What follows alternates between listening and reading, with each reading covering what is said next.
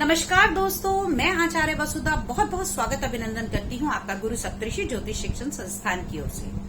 दोस्तों, आज के वीडियो में मैं बात करने वाली हूँ 3 ग्रहों के योग के बारे में। जी हाँ, सूर्य यहाँ पर मेष राशि में उच्च के हो गए हैं। साथ ही साथ बुध ने राशि परिवर्तन किया, जो अपनी मीन राशि यानी कि नीच राशि को छोड़कर मेष राशि के अंदर आए हैं। और यहाँ शुक्रदेव तो पहले से ही विराजमान हैं। तो सूर्य, बुध और शुक्र का ये महासंयोग क्या दिखाएगा 12 राशियों का अपना फल, जानने के लिए हमारी वीडियो को पूरा देखें। दोस्तों, यदि आप ज्योतिष विषय को सीखना चाहते हैं, वास्तु शास्त्र को सीखना चाहते हैं, तो आप गुरु सप्तऋषि ज्योतिष शिक्षण संस्थान से संपर्क कर सकते हैं। हमारी क्लासेस अभी चल रही हैं। तो सबसे पहले बात करते हैं मेष राशि वाले जातकों के बारे में, मेष लगन वाले जातकों के बारे में। तो मेष लगन में कहूं तो ये बुध आदित्य योग, जी हाँ, सूर्य और बुध से मिलकर बना ये बुध आदित्य योग, साथ ही साथ ऐश्वर्य के कारक शुक्र भी यहाँ विराजमान है। तो मेष राशि वालों की तो बल्ले बल्ले समझो। धन का लाभ मिलेगा, मान सम्मान में बढ़ोतरी होगी और आप लोगों को विलासिताएं की वस्तुएं जैसे ऐश्वर्य की वस्तुएं, लग्जरियस आइटम बहुत मिलेंगे। अब बात करते हैं हम वृष राशि वालों के बारे में।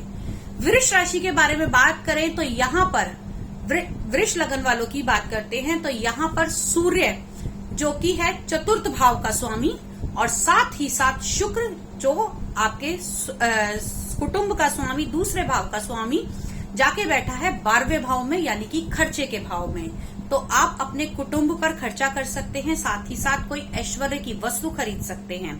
अब बात करते हैं हम मिथुन राशि वाले जातकों के बारे में। मिथुन राशि की बात करूं तो मिथुन राशि में सूर्य स्वामी है 3रे भाव के, साथ ही साथ शुक्र होंगे 5म भाव के स्वामी और बुध होंगे आपके 4th भाव के स्वामी। तो यहाँ पर अगर मैं बात करूं तो सूर्य, बुध और शुक्र का जो संगम होगा वो 11वें भाव में होगा, यानी कि लाभ भाव में होगा। तो मिथुन राशि वाले जातकों के लिए बहुत अच्छा साबित होने वाला है आपको आपके किए हुए कार्य पे। जी हाँ, क्योंकि यहाँ पर ये लगन का स्वामी है, मेहनत का स्वामी है। तो बहुत सारे लोगों की शिकायत रहती है कि हमें हमारे किए हुए मेहनत का फल नहीं मिलता, तो वो सब अब निश्चिंत हो जाएं। मिथुन राशि वाले जातकों को दुगना, तिगना और चौगुना लाभ मिलेगा। अब बात करते हैं हम कर्क राशि वालों के बारे में। तो कर्क राशि वालों की बात करूं तो यहाँ पर कर्क राशि वालों के लिए ये अगर देखा जाए तो 4th का मालिक शुक्र और 2य भाव का मालिक सूर्य, और बुध की बात करूं तो बुध यहाँ पर आपके 3रे भाव का स्वामी है, जो जाके विराजमान हुए हैं 10म भाव में। 10म भाव में अपने आप में सूर्य बहुत ही बली माने जाते हैं और 10म भाव सूर्य का स्थान भी माना जाता है। तो सूर्य यहाँ पर आपको अच्छे फल देंगे, बुध भी आपको अच्छे फल देंगे, और साथ ही साथ मैं यदि बात करूं तो आप वाहन पे भी कोई खर्चा कर सकते हैं और आपको वाहन का सुख भी मिल सकता है। अब बात करते हैं हम कन्या राशि वाले जातकों के बारे में। कन्या राशि की अगर मैं बात करूं तो राशि नंबर है 6 और यहाँ ये लगन का स्वामी बुध माना जाएगा। बुध यहाँ पर 8म भाव में विराजमान है। तो लगन का स्वामी जब भी 8म भाव में आता है तो थोड़ी सी दिक्कतें देता है, आपको थोड़े हेल्थ इश्यूज बन सकते हैं। साथ ही साथ सूर्य उच्च का होने के कारण यहाँ पर आपको बुखार से सतर्क रहने की आवश्यकता है। शुक्र साथ में विराजमान है तो रीनल प्रॉब्लम्स कुछ हद तक आपको हो सकती हैं। तो कन्या राशि वालों के लिए ये थोड़ा सा समय अपनी हेल्थ पर ध्यान देने का है, क्योंकि 8म भाव जो हम मानते हैं, 8म भाव जो है वो गड्ढे का भाव भी माना जाता है और यहाँ पर मृत्यु तुल्य दुख भी प्राप्त होता है। तो मैं आपको डरा नहीं रही हूँ, लेकिन आजकल का जो समय चल रहा है उसमें आपको सतर्कता बरतने की आवश्यकता है। अब बात करते हैं हम तुला राशि वालों के बारे में। जैसा कि मैं देख पा रही हूँ कि तुला राशि में सूर्य, शुक्र और बुध यहाँ गोचर करेंगे आपके 7म हाउस में। जी हाँ, 7th हाउस के अंदर अगर मैं देखूं तो लगन का स्वामी यहाँ 7म भाव में आ रहा है, साथ ही साथ सूर्य उच्च के हैं। आपको लाइफ पार्टनर से आपकी पार्टनरशिप में बहुत अच्छे फलों की प्राप्ति हो सकती है।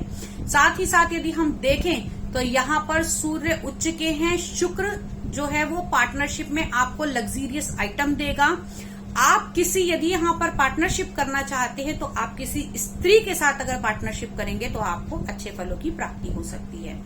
अब बात करते हैं हम वृश्चिक राशि वालों के बारे में। जी हाँ, वृश्चिक राशि वाले, यदि मैं बात करूं तो इनके ये योग, जी हाँ, बुधादित्य योग, साथ ही साथ शुक्र का जो विराजमान होना हुआ है, इन 3 ग्रहों का विराजमान होना हुआ है, ये इनके छठे भाव में बन रहे हैं और छठा भाव होता है रोग, ऋण और शत्रु का। तो यहाँ पर आपको थोड़ी सी सतर्कता फिर बरतने की आवश्यकता है। आप किसी चीज के लिए, खर्चे के लिए ऋण ले सकते हैं, आपके शत्रु उत्पन्न हो सकते हैं, लेकिन यहाँ शुक्र सूर्य के उच्च होने से एक आपको लाभ मिल जाएगा कि आपके जो शत्रु हैं आप पे हावी नहीं हो पाएंगे। लेकिन साथ ही साथ यदि बात करूं सेहत की, तो आपको अपनी सेहत का अवश्य ध्यान रखने की आवश्यकता है। अब बात करते हैं हम धनु राशि वालों के बारे में। धनु राशि का तो कहना ही क्या। जी हाँ, धनु राशि वालों का पंचम में सूर्य उच्च के हो रहे हैं। यदि बात करूं तो नवम का स्वामी उच्च होकर पंचम भाव में बैठा है और 11वें भाव का यानी कि लाभ भाव का स्वामी भी पंचम भाव में आया है। अगर बात करूं बुध की, तो बुध आपके कर्म स्थान का स्वामी पंचम भाव में आया है। तो धनु लगन वालों की तो बल्ले ही बल्ले समझिए। लेकिन साथ ही साथ में ये और आपको बता देना आवश्यक समझूंगी कि जो भी योग बनते हैं उसका आपकी दशा अंतरदशा से बहुत हद तक साथ देना होता है।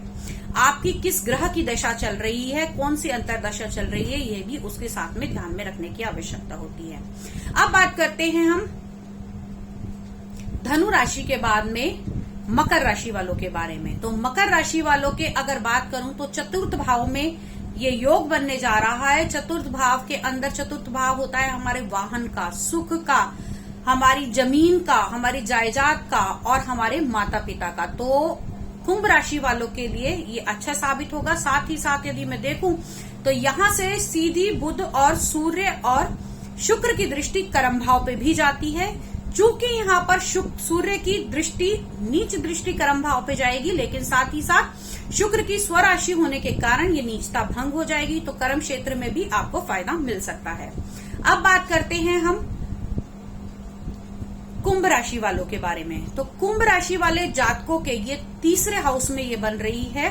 तो तीसरे भाव में अगर हम देखें तो सूर्य, बुध और शुक्र का संयोग जो है, यदि मैं बात करूं तो सप्तम का स्वामी, पंचम का स्वामी और साथ ही साथ आपके नवम का स्वामी। जी हाँ, इन तीनों के जो लॉर्ड हैं वो तीसरे यानी बल, पराक्रम और भाई बहनों के हाउस के अंदर आ रहे हैं। तो आपके पिता से भी आपको सहयोग मिलेगा और आपके भाई बहनों से भी आपको सहयोग मिलेगा।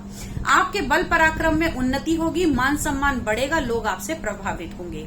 अब बात करते हैं हम मीन राशि वालों के बारे में। मीन लगन, क्योंकि मेरी जितनी भी प्रिडिक्शन रहेगी ये लगन के अनुसार हो रही है, तो मीन चंद्र कुंडली के अनुसार हो रही है। तो मीन राशि, मीन लगन वालों के बारे में अगर बात करूं तो जिन जातकों का मीन लगन है उनके ये संयोग बन रहा है दूसरे भाव में। जहां पर दूसरा भाव हम देखते हैं कुटुंब का है, परिवार का है, वहीं दूसरा भाव हमारे संचित धन का भी है। हमारे धन भाव को भी हम दूसरे भाव को धन भाव भी कहते हैं। तो यहाँ पर सूर्य उच्च के हैं तो आपकी सेविंग्स में और बढ़ोतरी होगी। शुक्र के साथ आने से आपको बहुत सारी और चीजें साथ में मिलेंगी। आपको पत्नी का सुख, आपको कुटुंब का सुख मिलेगा और साथ ही साथ बुध जो होता है वो वाणी का कारक होता है और दूसरे स्थान को हम वाणी का स्थान भी कहते हैं। तो आपके शब्दों में बहुत ही प्रबलता आने वाली है। आप जो कहेंगे उससे लोग प्रभावित होंगे।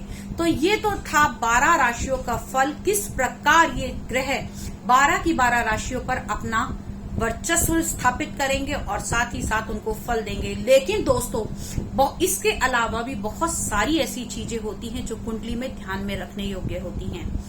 किसी भी योग का सिद्ध होना उसकी दशा अंतरदशा पर भी निर्धारित करता है और वो ग्रह आपकी कुंडली में कैसा है ये भी निर्धारित करेगा।